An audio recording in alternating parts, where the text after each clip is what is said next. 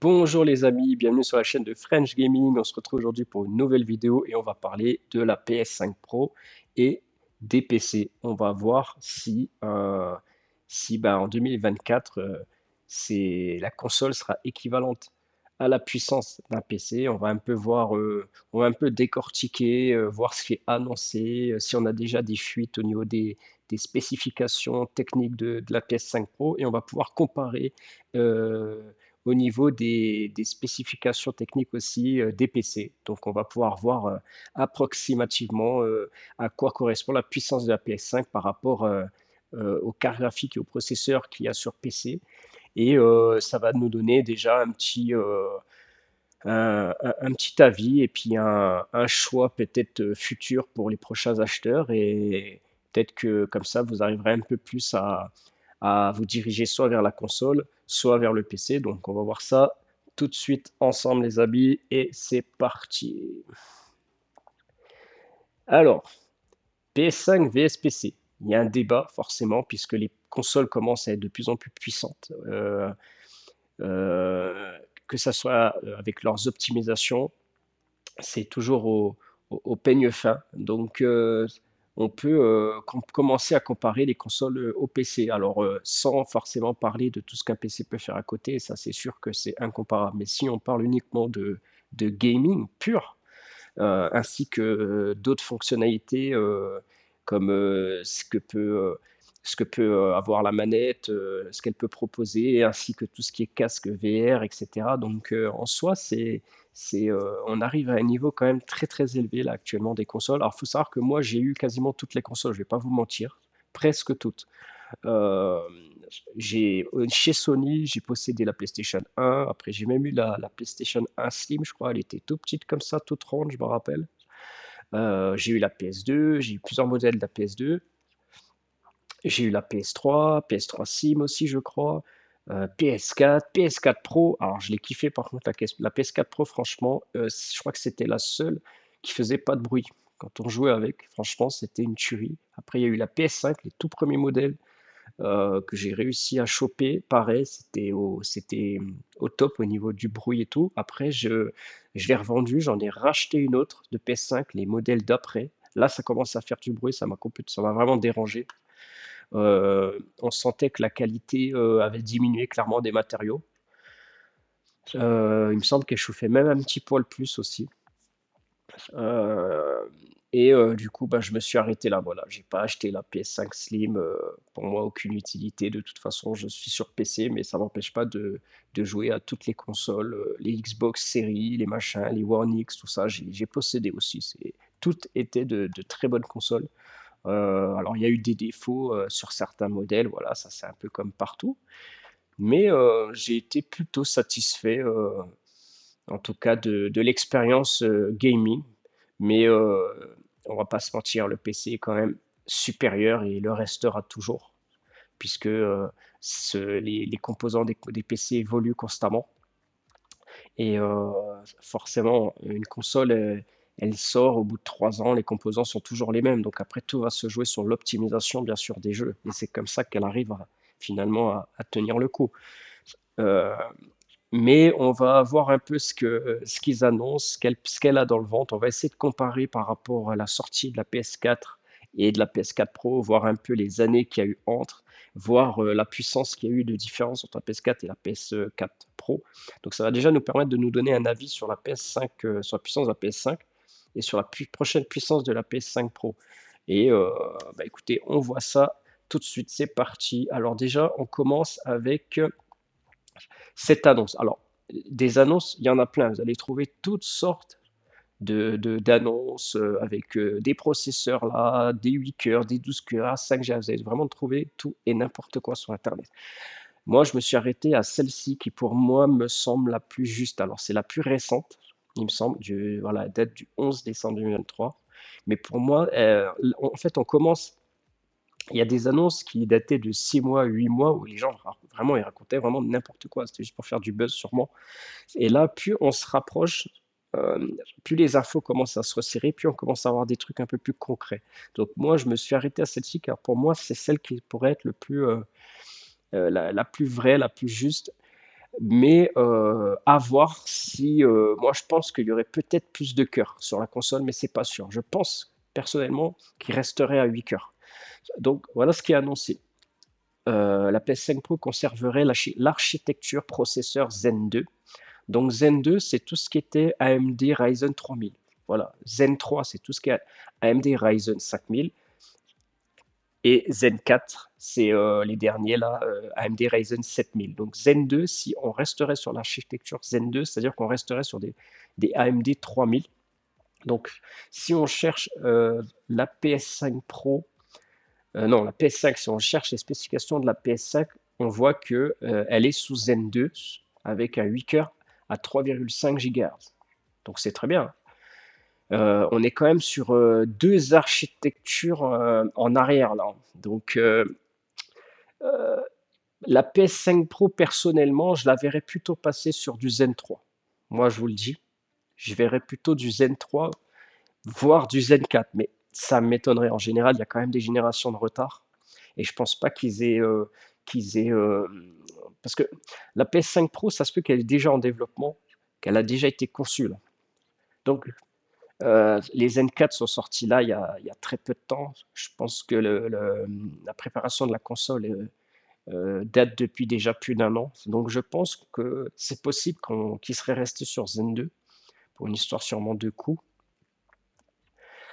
Mais moi personnellement, je verrais plutôt du Zen 3. Voilà, un petit 5000, un petit 5000 et je pense que ça serait mieux. Après, franchement, le fait qu'il resterait sur Zen 2, je vois pas pourquoi en fait, à moins qu'il y ait de la, comment on appelle ça? Euh, du recyclage, à moins qu'ils ont fait un recyclage et qu'ils aient poussé les puces de 3.5 à 4.4, faire prendre aux puces 1 GHz, ça voudrait dire quand même pas mal de chauffe en plus. Mais ce qui m'étonne le plus, c'est que là, ils disent qu'elle conserverait. Alors attendez, pardon. Ah là là, qu'est-ce qui s'est passé là? Alors attendez. Voilà. Donc là, en gros, ils disent que la puce serait gravée en 4 nanomètres. OK? Avec une fréquence d'horloge de 4,4 GHz en Zen 2. Déjà là, il y a un truc qui est bizarre parce que euh, à l'heure actuelle, les processeurs de Zen 4, donc les tout derniers, c'est-à-dire les AMD Ryzen 7000, sont en 5 nanomètres. Donc là, ils disent qu'elle serait gravée en 4 nanomètres en Zen 2. Donc voilà, déjà là, je trouve qu'il y a un truc qui coince. Et, allez, peut-être du Zen 3, ok. Ils retravailleraient la puce, mais euh, passer de 7 nanomètres à 4 nanomètres en conservant la même architecture de Zen 2, je trouve ça bizarre. Moi, je vous dis franchement, moi, je penserais plutôt du Zen 3. Voilà. Après, avec 8 cœurs, alors peut-être 10 cœurs. Moi, je verrais plus le processeur avec 10 cœurs. 2 cœurs pour le système et 8 cœurs pour les jeux. Voilà.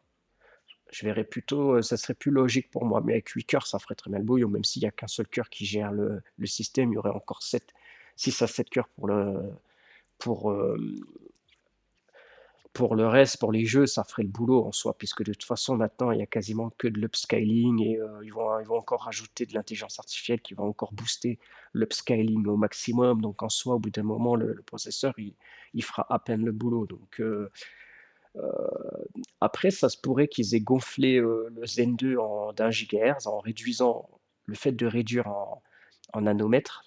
euh, a sûrement permis de gagner un peu en chaleur, ce qui fait qu'ils ont peut-être pu overclocker encore la puce. Mais là, ça serait vraiment aller au bout des retranchements. Euh, ce serait possible, hein, franchement, ça serait possible, mais ça voudrait dire que il y aurait 3 générations de retard par rapport à quand la PS6 sortira. Ça fait beaucoup quand même, je trouve. Avant, c'était possible. Maintenant, ils commencent à rattraper les retards. On voit la vitesse que les nouvelles consoles sortent. On voit que c'est beaucoup plus rapide qu'avant. Euh, voilà, donc ça c'est ce qui est annoncé, donc 4 GHz 4 contre 3 GHz 5. Donc là actuellement, Ouais, c'est ça. Le processeur est cadencé à 3,5 GHz, 8 cœurs, Zen 2. Ça serait l'équivalent de quoi ça? D'un 3000, oh là là, pour ce serait, je sais pas, peut-être un 3800, 3900 éventuellement, à voir. Processeur graphique, RDNA2. OK, donc ça, c'est tout ce qui est AMD, RX 6000. Les 7000, c'est RDNA 3. Donc elle est cadencée à 2,23 GHz pour 10 teraflops.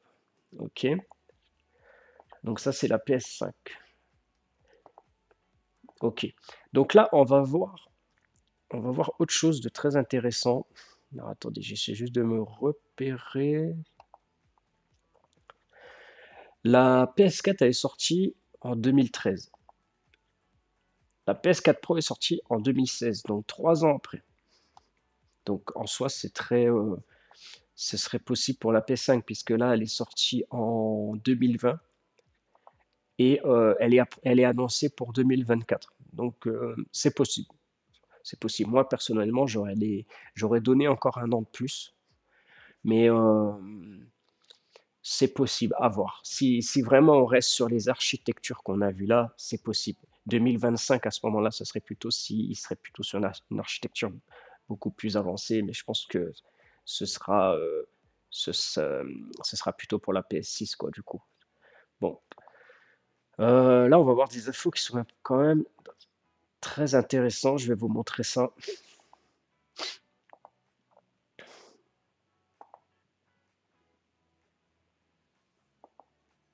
Ok, donc ça, on quitte. Voilà, on y est.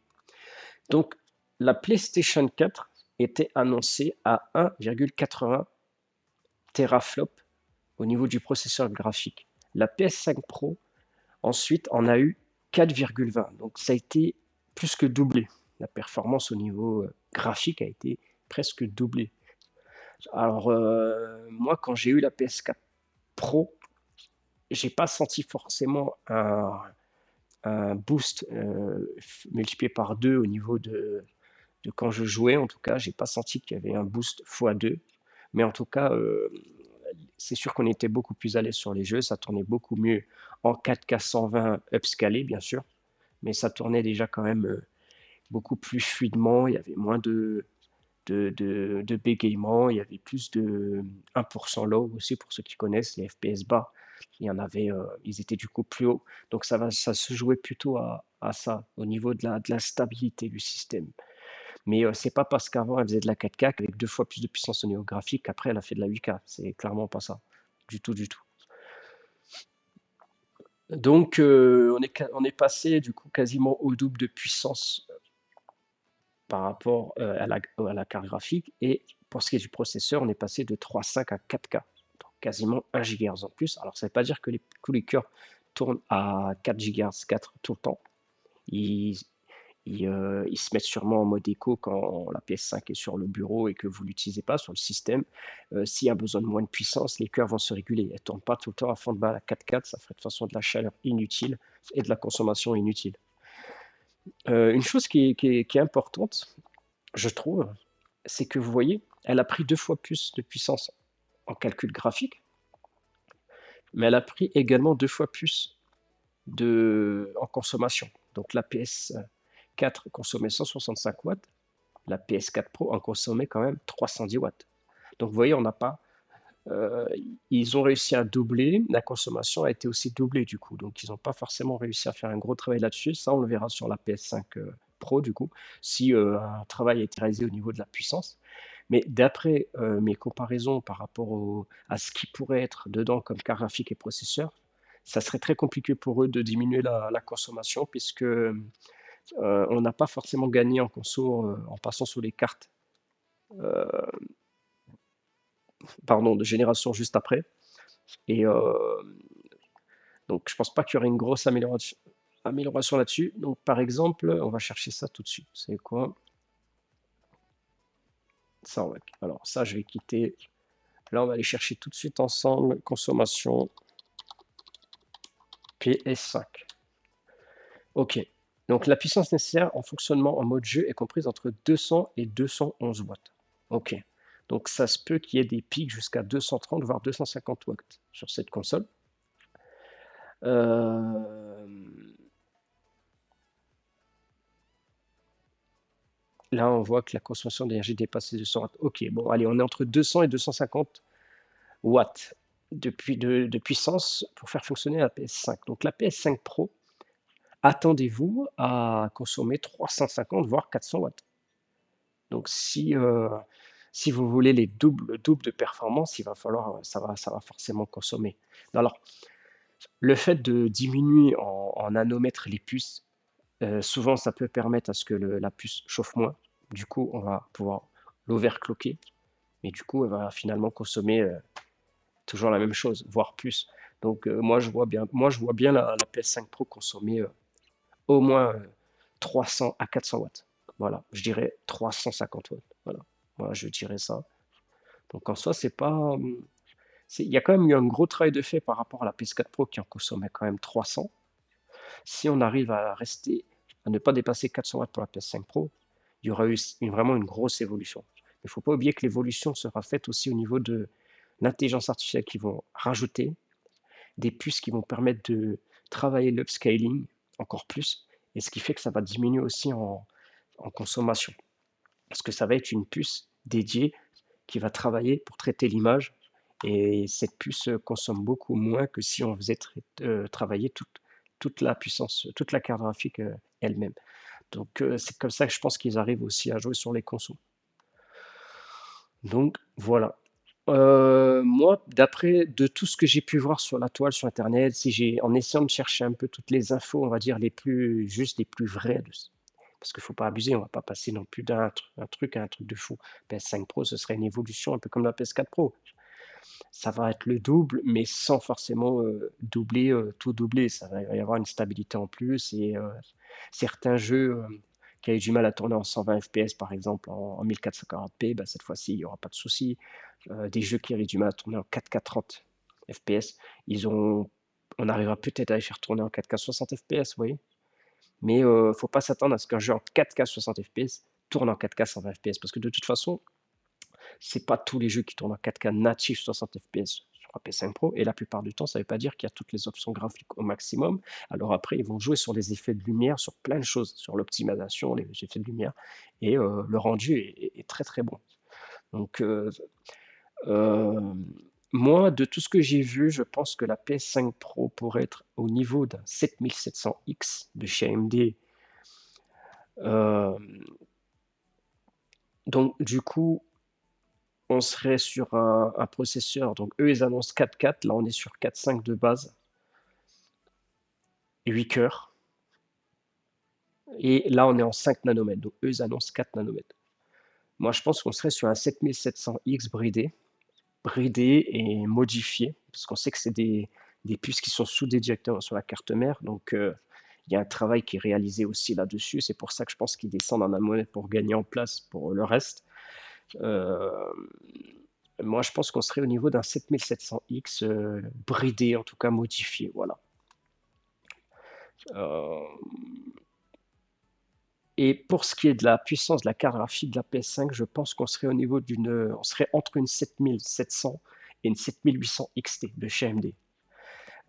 Donc par rapport aux teraflops qui sont annoncés, par rapport à tout ce qui est annoncé, par exemple, elle irait jusqu'à plus de 500 gigaoctets de bande mémoire passante. La PS5 Pro, là, on est à 624. On est vraiment entre la 7700 et la 7800. Au niveau de la mémoire, voilà, on serait à l'équivalent de cette carte pour moi. D'après tout ce qui est annoncé, on serait, sur cette puissance. Donc pareil, hein, ça serait une 7800 XT pareil, modifiée. On serait entre une 7700 et une 7800 XT, et tout ça modifié, retravaillé. Au-delà, je pense pas. Au-delà donc c'est quand même pas mal, parce qu'en soi, on est quand même sur des cartes et des processeurs de dernière génération. On est déjà sur une très grosse puissance là. Si on devrait additionner le prix de la carte graphique et du processeur là, on est à peu près à quasiment 900 €.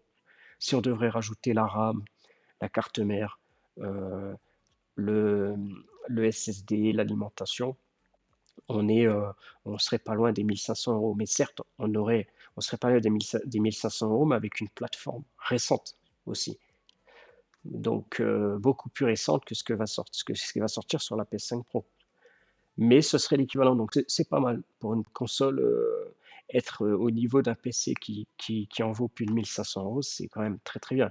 Alors, si on devrait se fier par rapport à tout ça, je pense que la le prix de la PS5 Pro se situerait entre 600 et 700 €. Voilà, je pense. Je pense qu'il y aurait une augmentation de 100 € par rapport aux consoles actuelles et qui pourrait aller jusqu'à 200 €. Mais pas plus, je pense pas. On serait plutôt entre 600 et 700 €, je pense.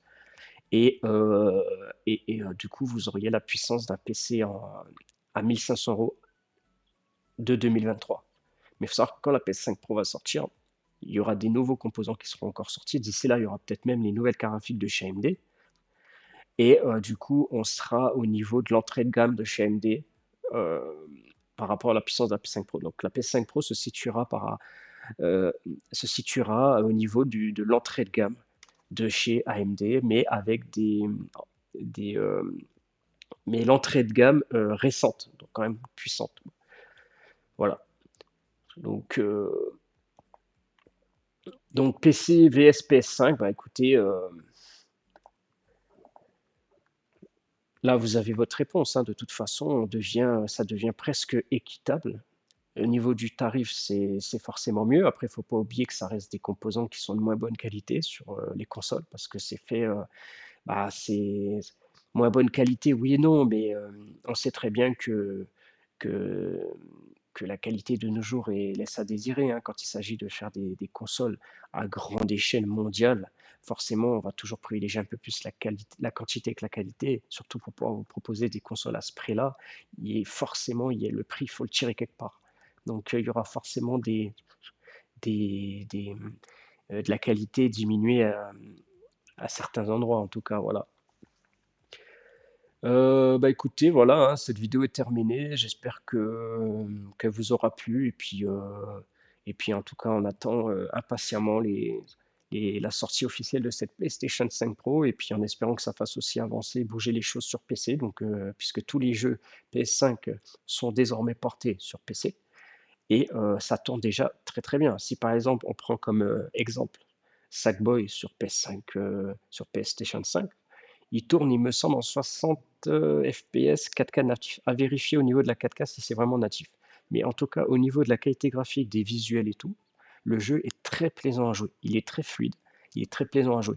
Bon, moi, actuellement, avec une 6950 XT, je vais pas vous mentir que le jeu tourne en 120 FPS 4K natif avec toutes les options élevées, sauf le ray tracing. Mais voilà, ça vous donne, vous voyez que le niveau, on n'est pas du tout au même niveau, quoi, en tout cas. Donc voilà, bah, écoutez, j'espère que cette vidéo vous aura plu et je vous dis à la prochaine pour un nouveau sujet. Prenez soin de vous, à bientôt. Ciao, ciao.